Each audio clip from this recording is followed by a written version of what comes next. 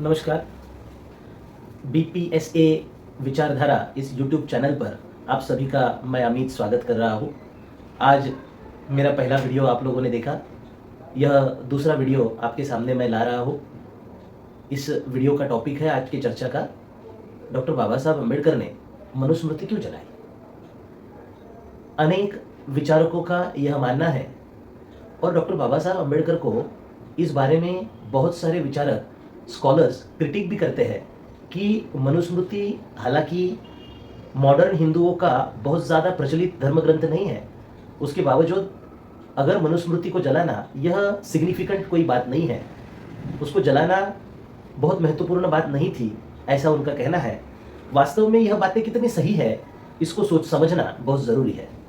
मनुस्मृति, ये माना भी जा सकता है कि मनुस्मृति आम हिंदुओं के घर में नहीं होती है या फिर उसको एक धर्मग्रंथ की तौर पर मान्यता नहीं है, जैसे महाभारत को है, रामायण को है, गीता को है। यह धर्मग्रंथ आम हिंदुओं के घर में उसकी मान्यता है, उसको मानने वाले हिंदू लोग हैं, परंतु मनुस्मृति को मानने वाले लोग या फिर मनुस्मृति को आम हिंदू मानता नहीं, ये बात सच है। लेकिन क्या मनुस्मृति में जिन बातों को ज़्यादा महत्व दिया गया है, उन बातों का रामायण महाभारत गीता के साथ में क्या संबंध है, इनको समझना बहुत जरूरी है। पैट्रिक ओलिवल और तमाम ऐसे कई विद्वान हैं, उन्होंने यह बात कही है कि महाभारत और रामायण में या महाभारत और रामायण के ऊपर मनुस्मृति का गहरा प्रभाव रहा है। वह प्रभाव कैसे है? तो अनुशासन पर्व महाभारत में एक अनुशासन पर्व है। इस अनुशासन पर्व में मनुस्मृति में जिन बातों के ऊपर ज़्यादा फोकस किया गया है, उन बातों को अनुशासन पर्व में एज इट इज़ लिया गया है। अगर आप देखो तो मनुस्मृति का जो फोकल पॉइंट है, वो फोकल पॉइंट यह है कि एक पर्टिकुलर प्रिस्ट क्लास को, उस क्लास का वर्चस्व बनाए रखने के लिए सामाजिक, आर्थिक, कल्चरल, इकोनॉमिकल एंड पॉलिटिकल व्यवस्था का निर्माण कर एक विशेष लोगों का वर्चस्व प्रस्थापित करना, यह मनुस्मृति का फोकल पॉइंट है। इस फोकल पॉइंट को अगर आप समझो तो अनुशासन पर्व में भी एज इट इज इन बातों को लिया गया है। रोमिला थापर भी यह मानते हैं कि महाभारत के ऊपर मनुस्मृति का गहरा प्रभाव रहा है और उसमें जो अनुशासन पर्व है, यह अनुशासन पर्व पूर्णतः मनुस्मृति के आधार पर ही कंपाइल किया गया है। मैं मनुस्मृति का एक श्लोक है, श्लोक नंबर 19, पहला अध्याय, उसमें एक बात कही गई है, एकम एवं तु शूद्रस्य प्रभुः कर्म समादिशतम् एतेषामं एवं वर्णना शुश्रूषाम अनुसूयया। One occupation only the Lord prescribed to the Shudra to serve meekly even the other three castes. अनुशासन पर्व के इस श्लोक में बताया गया है कि शूद्र का दैवी कर्म अगर कुछ है तो ब्राह्मण, क्षत्रिय और वैश्य, इन तीन वर्णों की सेवा करना यह शूद्रों का धर्म है। अनुशासन पर्व के श्लोक 27 में 131 अध्याय में भी इसी बात के ऊपर महत्व और ट्रस्ट दिया गया है। अनुशासन पर्व का 131 27वां श्लोक यही कहता है कि शूद्र सदा सत्य पथ में निवास करता हुआ खिन्न चित्त न होकर न्याय तथा विधिपूर्वक यत्न करके सहित श्रेष्ठ वर्ण की सेवा करे, यही शूद्र का निर्दिष्ट कार्य है। अनुशासन पर्व का और एक श्लोक है, 128 अध्याय 56 नंबर का श्लोक है। वह श्लोक भी यही कहता है कि सब प्रकार से ब्राह्मण, क्षत्रिय, वैश्य, इन तीन वर्णों के शक्ति के अनुसार यथा योग्य अतिथि सत्कार कर तीनों वर्णों की सदा सेवा करना ही शूद्रों का परम धर्म है। अनुशासन पर्व मनुस्मृति में शूद्रों का जो सेवा धर्म का कहा गया है, जो सेवा धर्म मनुस्मृति में कहा गया, वही सेवा धर्म को अनुशासन पर्व, महाभारत का अनुशासन पर्व महत्व देता है, प्रोफाउंड करता है। इतना ही नहीं, मैं और एक बात आपको कहना चाहता हूं कि महाभारत में मनुस्मृति का उल्लेख स्पष्ट रूप से आता है। जो मनु महाराज है, मनुस्मृति के निर्माता मनु, इस मनु का नाम भी एज इट इज महाभारत में आया हुआ है। महाभारत के एक अध्याय में 35वें श्लोक में स्पष्ट रूप से हे करुणानंद महाराज, जो शस्त्र मनु के द्वारा वर्णित हुआ है उसमें भी यही सनातन धर्म दिखाई पड़ता है। ये श्लोक मनु महाराज या मनु का स्पष्ट रूप से नाम यहां पर आपको दिखाई देता है। इससे यह बात प्रमाणित होती है कि मनुस्मृति का महाभारत में उल्लेख या रामायण में मनुस्मृति के तत्वों का उल्लेख यही दर्शाता है कि मनुस्मृति से महाभारत और रामायण प्रेरित है। इतना ही नहीं, अगर और एक श्लोक मनुस्मृति का पहले अध्याय का 88 श्लोक यह कहता है कि टू ब्राह्मणास ही assign teachings and studying the Vedas, sacrificing for their own benefit and for others, giving and accepting the arms. ब्राह्मण शिक्षा देने तथा शिक्षा लेने और दान का स्वीकार करने योग्य अगर कोई है तो केवल ब्राह्मण है। यह जो कहा गया है, इस श्लोक को महाभारत के 22वें अनुशासन पर्व के 22वें श्लोक में 47 अध्याय में एज इट इज दिया गया है। वो अध्याय के श्लोक कहता है कि ब्राह्मणों को दान देने से अत्यंत उत्तम और अक्षय स्वर्ग लोक निश्चित ही विशेष रूप से प्राप्त करने में समर्थ होता है। इसलिए दान के लायक कोई है तो केवल ब्राह्मण ही दान देने योग्य होता है, ऐसे इस श्लोक में कहा गया है।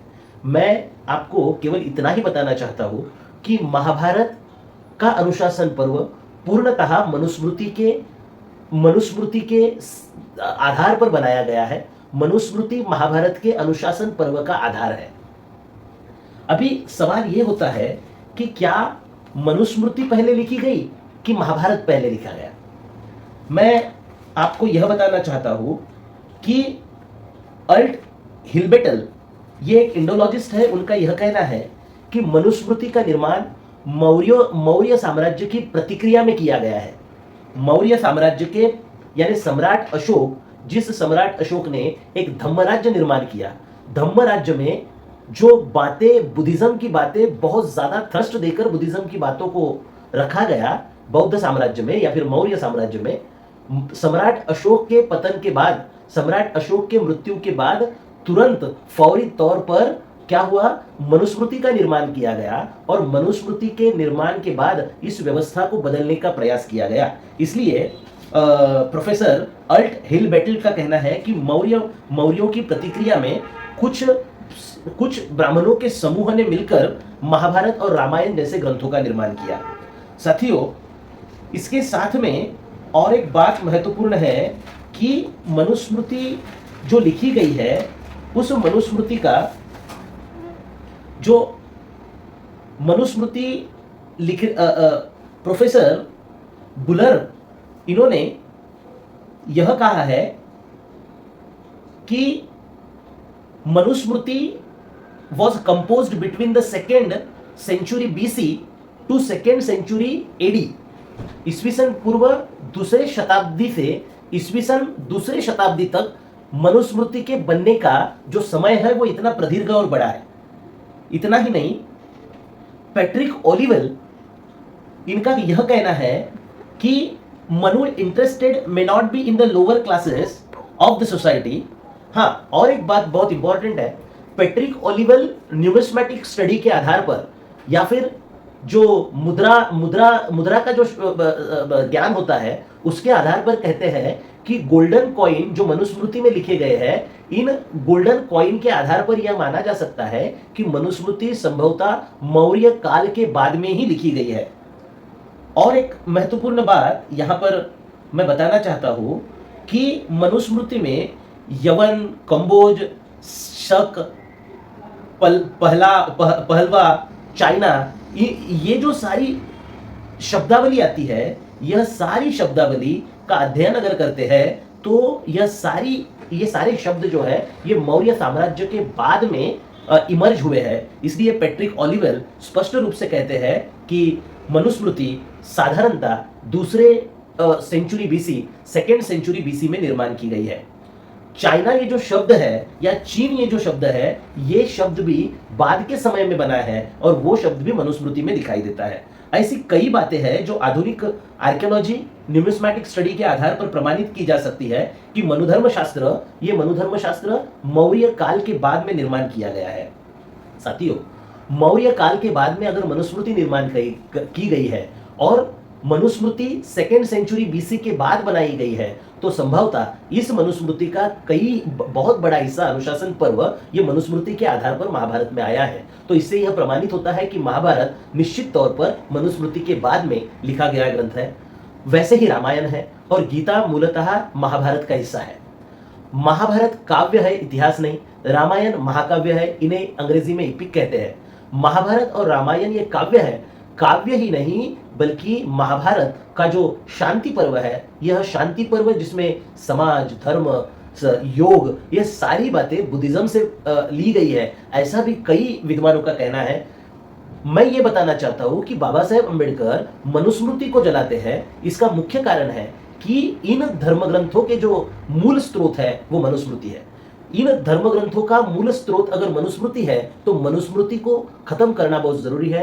उनके नियम, उनके कास्ट सिस्टम, ग्रेडेड अनइक्वालिटी, क्रमिक असमानता का समर्थन करने वाली विचारधारा का रूट से इरेडिकेशन करना, खत्म करना ही उसका सही समाधान हो सकता है। क्योंकि बाबा साहब अम्बेडकर यह एनिहिलेशन ऑफ कास्ट में कुछ बातें कहते हैं। वे कहते हैं कि कास्ट सिस्टम ने हमारे सोसाइटी का, हिंदू सोसाइटी का इतना नुकसान किया है, इतनी बर्बादी की है कि caste has completely disorganized and demoralized the Hindus. Caste ने क्या किया है? हमारे लोगों को डिसऑर्गेनाइज किया है, डीमोरलाइज किया है। और ये डिसऑर्गेनाइज्ड और डीमोरलाइज्ड लोग आज के तारीख में क्या है? एंटी सोशल स्पिरिट पैदा कर रहे हैं। कास्ट क्या करती है? Caste is the enclosed class, और ये ऐसा क्लास है, Hindu society being a collection of the caste and each caste is being a close compartment, there is no place for the converts. और ये सारी बातें कास्ट सिस्टम ने पैदा की है, और ये कास्ट सिस्टम की वजह से क्या हुआ है कि हम लोगों ने we also destroy the spirit, public opinion and public charity. इतना बड़ा जो लॉस है पब्लिक चैरिटी का, स्पिरिट का, यह सारा हमने किल किया। बाबा साहब यह भी कहते हैं कि caste has killed the public spirit. Unity का जो स्पिरिट होता है, यूनियन का या फिर एकता का जो स्पिरिट होता है, वो स्पिरिट हमने कास्ट सिस्टम की वजह से गवाया है। कास्ट सिस्टम की वजह से और एक बात, महत्वपूर्ण बात हमने जो की है वो ये है कि कास्ट सिस्टम की वजह से हम लोग अलग थलग बटे हुए हैं। ये बटे हुए होना ही हमारे हार का कारण बन चुका है। इसलिए बाबा साहब अम्बेडकर कहते हैं कि इस कास्ट सिस्टम को धर्म ग्रंथ ने साइंटिटी प्रदान की है। धर्म ग्रंथ ने उसको धार्मिक मान्यता कास्ट सिस्टम को देने की वजह से इसको तोड़ना बहुत ज्यादा कठिन हो चुका है। इसलिए बाबा साहब ने कहा कि apply the dynamic to the Vedas and the Shastras. शास्त्रों को, जो शास्त्र और वेद अगर समाज में विघटन पैदा करते हैं, तो बाबा साहब कहते हैं कि इन धर्म ग्रंथों को या धर्म शास्त्रों को डायनामाइट लगा के उड़ा देना चाहिए। You must destroy the religion of the Shastras and the Smritis. स्मृति के और श्रुति के जो ये धर्म है, इस धर्म को डिस्ट्रॉय करना ही बहुत जरूरी है। यह भी डॉक्टर बाबा साहब अम्बेडकर ने एनिहिलेशन ऑफ कास्ट में कहा। एनिहिलेशन ऑफ कास्ट बाबा साहब ने 1935 में लिखा, लेकिन बाबा साहब जो you must destroy the religion of the Smriti and Shruti, स्मृति के धर्म को खत्म करना होगा, डिस्ट्रॉय करना होगा, वो 1935 में कहते हैं। लेकिन बाबा साहब अम्बेडकर ने 1930 में 25 दिसंबर को ही मनुस्मृति को जलाया।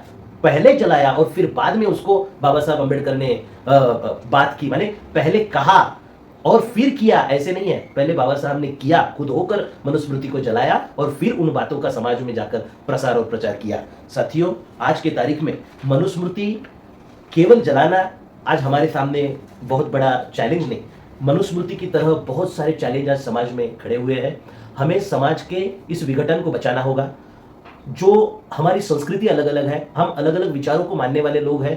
कास्ट सिस्टम आज भी हमारे सामने बहुत बड़ा हर्डल, बहुत बड़ा अवरोध करके खड़ी है। इस सिस्टम को हमें खत्म करना होगा। भारतीय संविधान ने इस सिस्टम को खत्म करने के लिए जो व्यवस्था बनाई, वो व्यवस्था को पूरी तरह से लागू करना ही हमारा कर्तव्य है। हमें जाति व्यवस्था को खत्म कर एक भारतीय बनकर समाज को इकट्ठा करना चाहिए। हम सब लोग इस एक राष्ट्र के निर्माण के लिए एकता और स्वतंत्रता, भाईचारा, इन सारे तत्वों को लागू करने के लिए एक भारतीय गणतंत्र को, भारतीय संविधान को अपने जीवन में, अपने समाज में लागू करें। यही आशा और विश्वास के साथ मैं यहाँ पर रुकता हूँ। धन्यवाद। जय भारत।